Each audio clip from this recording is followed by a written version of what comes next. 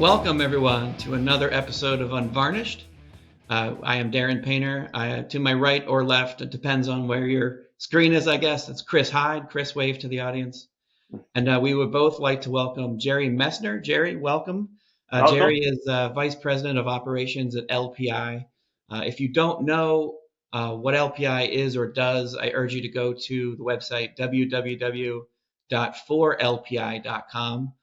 Stellar reputation for the market it serves. We'll talk about that unique market in a minute. But anyway, Jerry, just wanted to say welcome. Thanks for doing this with us. No problem at all. I'm glad to be part of this. So you have Michigan, Go Blue, and country music in the background. I have wonderful wall art. Look what Chris has in the background. Everything else Chris has in the background. There's a lot to unpack with what you do and where you've gone with your company, and we'll get into some of that. First of all, if HP PageWide technology had a Mount Rushmore, I think LPI's logo might be on it. It's certainly one of the biggest users of that technology and one of HP's biggest customers. I think you print something like 1.3 billion, did I see, pages annually in full color, running on a unique schedule with lots of automation behind it. And none of that seems to be the most interesting thing about your company. The most interesting thing to me about your company is who you're going after, which not exclusively, but to a great degree, are churches. Making vibrant churches matter.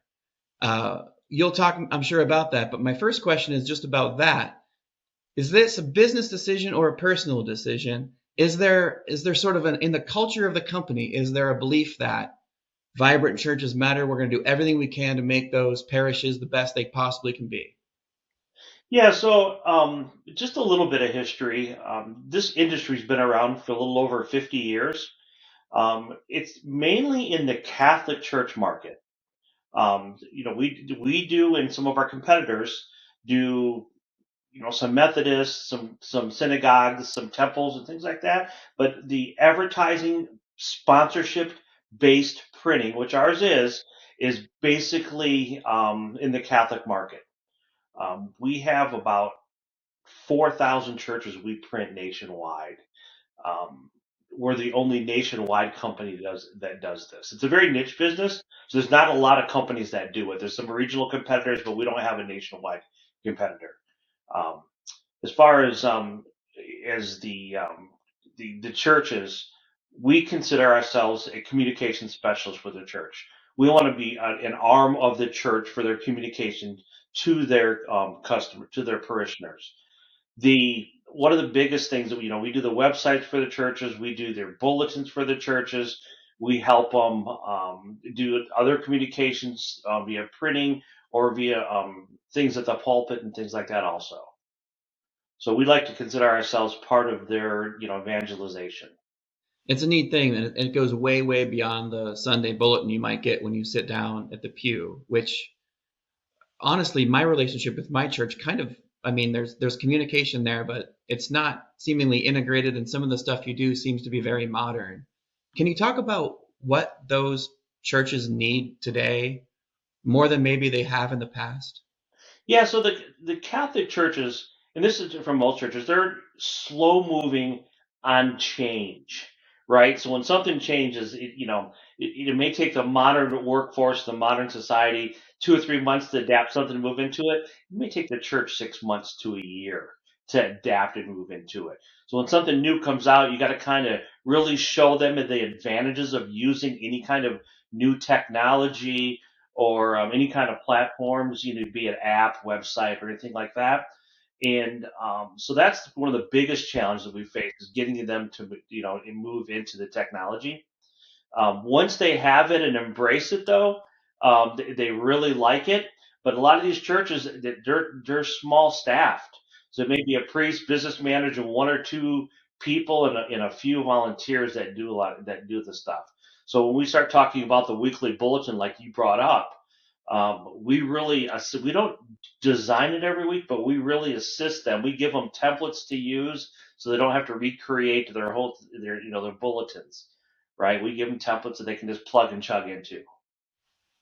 Yeah, I noticed that stuff like the art and content and the design services and making their directories online too. All of those things are part of the sort of this integrated approach it seems like you've taken to this audience, Yeah, which is we have a portal. We call it We Create. It's a portal with over almost 40,000 different pieces of cover art, clip art, pictures, weekly readings.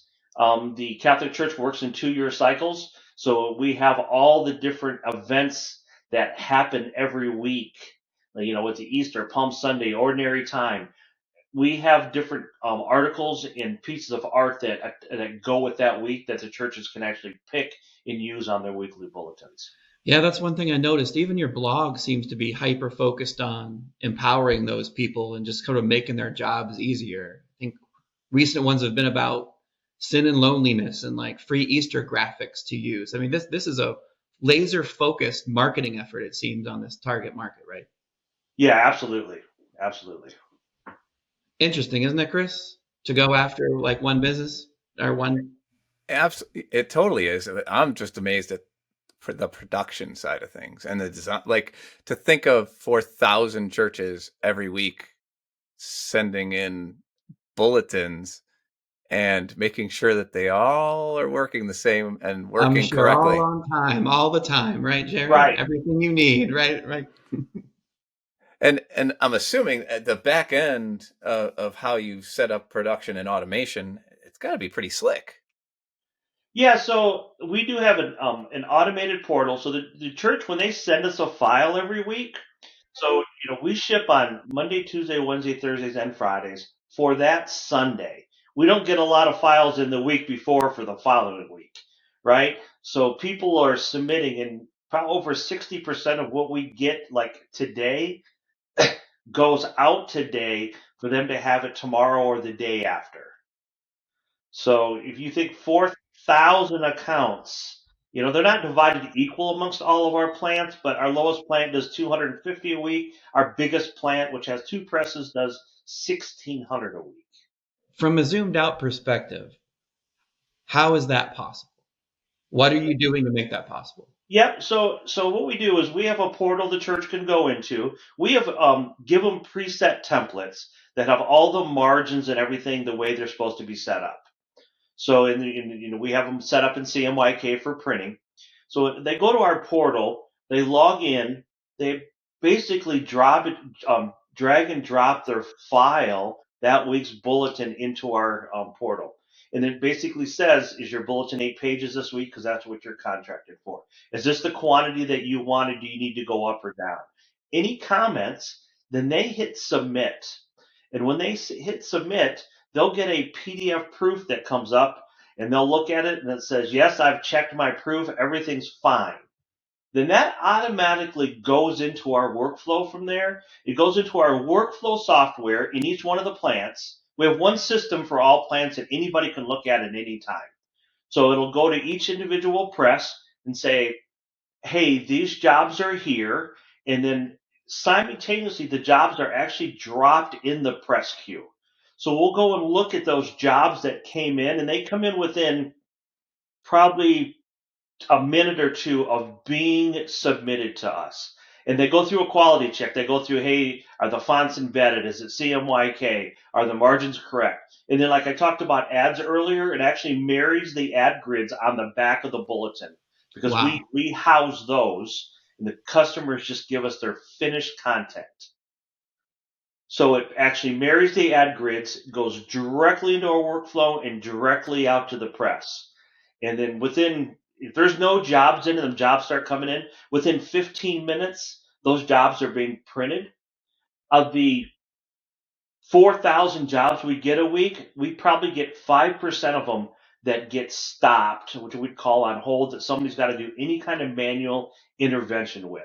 They set the wrong part of pages in, they're out of their margins, or something strange happened to it. So at that point, we'll print it, roll the roll, comes out, roll goes to a bindery line, and then the first person to see an actual bulletin or even a file is the collator operator as he's Wow. looking through the bulletin to make sure there's fonts are fine, there's no big white spaces, everything looks like it's supposed to, then they box it up and ship it out. So a bulletin could be out of our place within, the first bulletin on a roll could be out of our place within a half hour. What? That's amazing. That's great. 6 different I plants. mean, yeah. It truly is amazing. I'm sure it took a lot to get to amazing. Like I'm building either building something or refining technology or working with partners to enable this to happen. Can you share a little bit about that? And you don't have to pull the cover all the way up over those things that you're involved. So we've worked with the 2 different partners, a database workflow partner for our data storing, and then we use for the workflow, we use another partner that does some stuff with USA Today and some other newspapers Oh, cool. to marry the ads in and make sure the color corrections are correct and fonts and things like that. And it's been a really close relationship with them. We've used the same people for 10 years, and they built they built a great system for us, and we're always improving upon it. We're never content with what we have. We're always looking for better. And with new AI technology, we're looking at how we can integrate some of that stuff into our work, because as we get the jobs into our workflow, we may have 300 or 400 jobs at a time sitting at a press. Like, which one do I print first? Right? And so it's like, hey, the work that's got to go out Tuesday goes out before the work, Wednesday or Thursday that has to go out. And then, there's different size bulletins you try to put together on a roll and things. So yeah, there's a lot of different integrations there. I kind of wonder how or if anything changed to church communication and your role in it post COVID. Yeah, great question. Yeah, so during COVID, our bulletin counts went down 75%. Makes sense. Right? Because people couldn't go to church. There was actually dioceses that said, hey, you cannot pass out a paper bulletin. Right. Right? Some churches said, I'm still going to get a bulletin. They were getting 50, 60 a week instead of 700 or 800 a week. And so we do have a site called Parishes Online. And with that is the church bulletin. If they submit us a bulletin, it automatically gets uploaded to that site with the church name and everything else that's on there. And that's also connected to the church, most of the church's website also. So if you go to the church website, want to look at their bulletin, you click on it, it brings you to this Parishes Online website. And so they still have a digital presence. Then people subscribe to that website to have the bulletin emailed to them every week. So there were still bulletins going out every week. They were just going out digitally.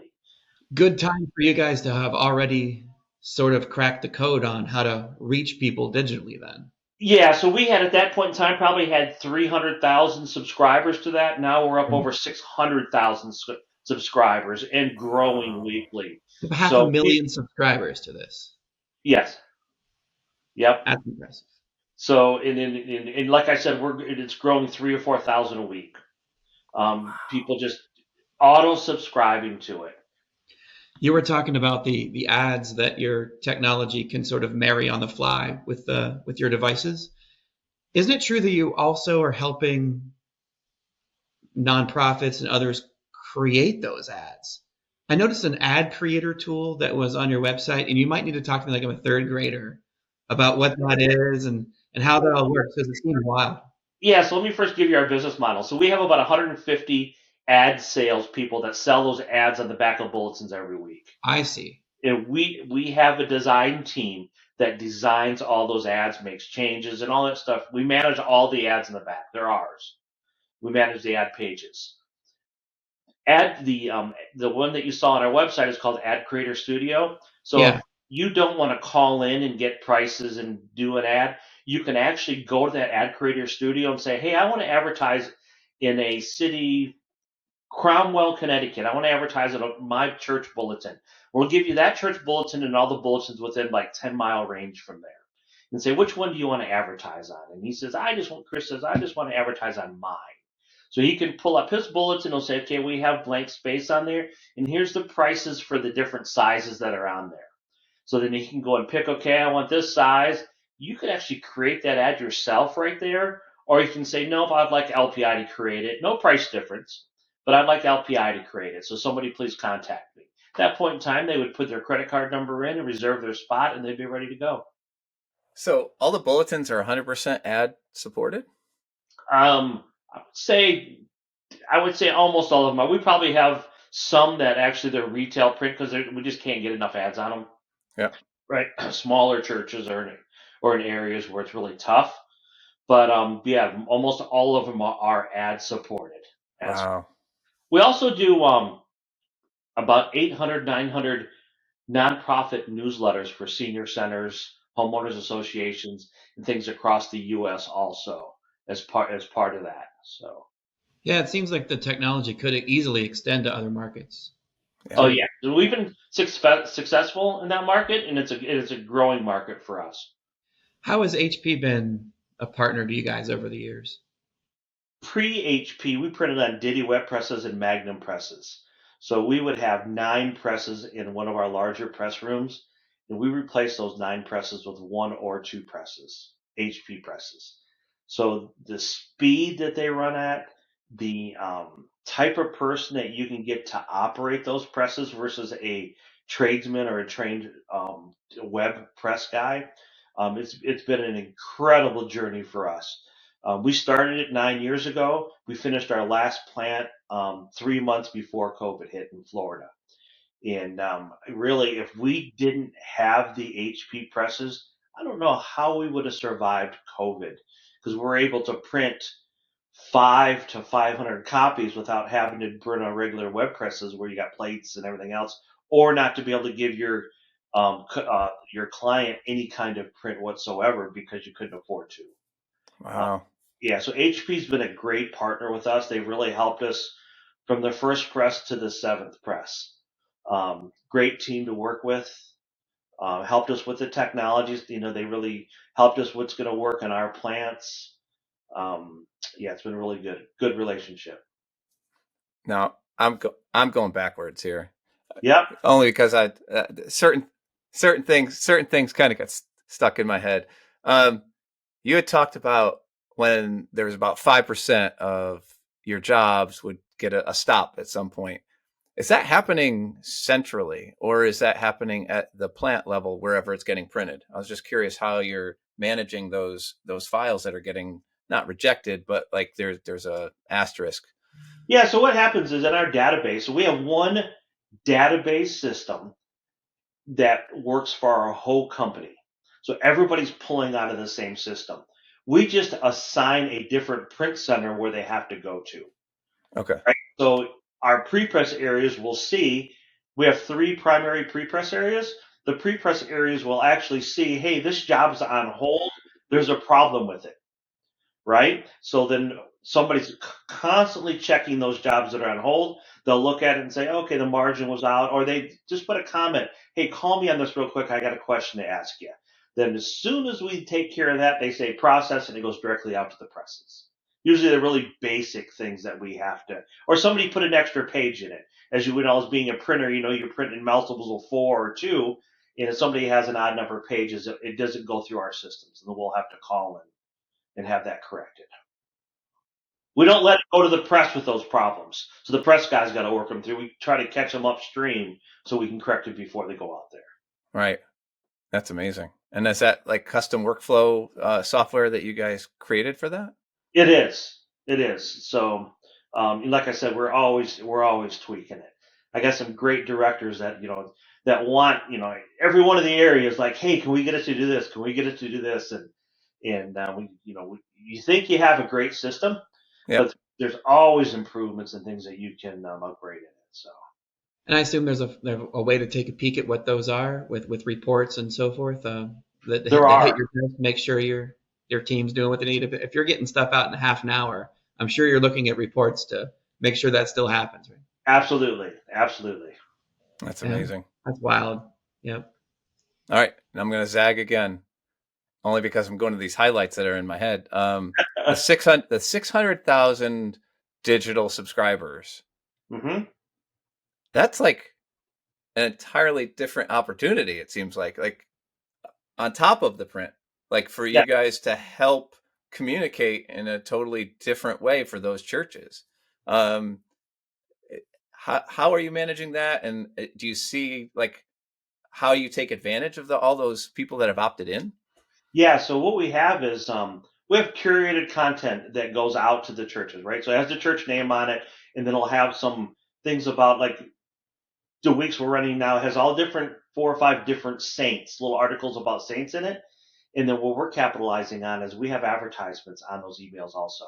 So we have ad opportunities again, right, for those emails that are going out, and we can get click through rates. And That's amazing. Yeah, that's. I was wondering how that just creates another great opportunity for both you and a church. the advertisers are embracing it, and we're also getting we're going to be getting to the point where the churches can actually change some of that content and send some of their own stuff out also. So it's pretty, yes. So it's all ever changing, right? As your customer needs are.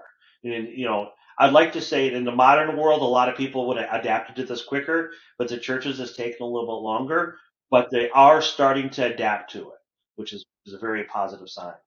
Yeah, I can only imagine when you're trying to explain to someone on the church side, oh, you got to change your SPF record to make sure that we could send. Right, send exactly. yeah, good, good luck. Good luck with that. Yeah, exactly right. Sorry, I'm getting a little geeky there. Yeah, that's amazing.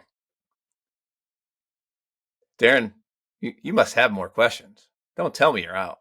I have one. I might have two. I think I want to go back to some of the business decisions that you guys have made. If you just sort of zoom out and think about the main categories of what you have to do every day, operations, marketing, sales, but I feel like they're better defined because of your target market. That like decisions you made for workflow automation and the way you market, the way we've built basically the asset that we just talked about of your database. Hmm. That's it.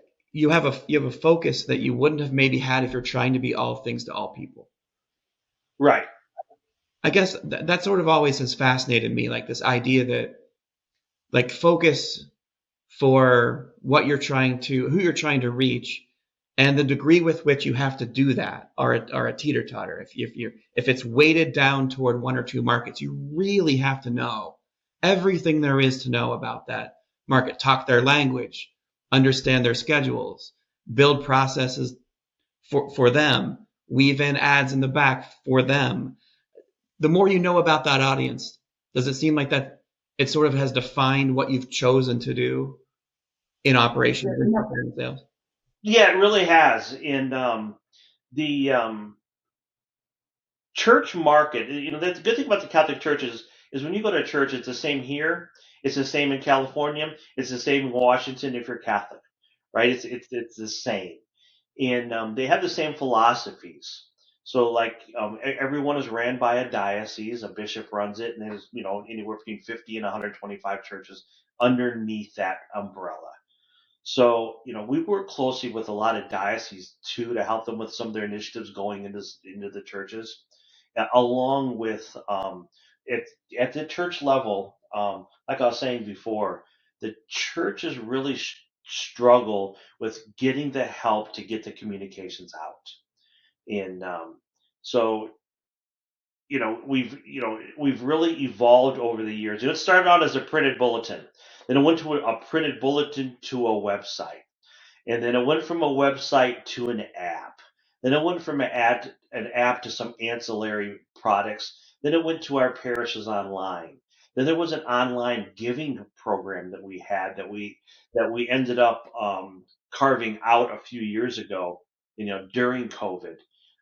So there's a lot of different things, and we're always looking from a company standpoint, what is the next best thing to help the church? And being one of the biggest bulletin companies in the Catholic market is what can we help drive the Catholic Church to that's going to help them in the future, right? That's one of our goals. What is the next best thing to help them out?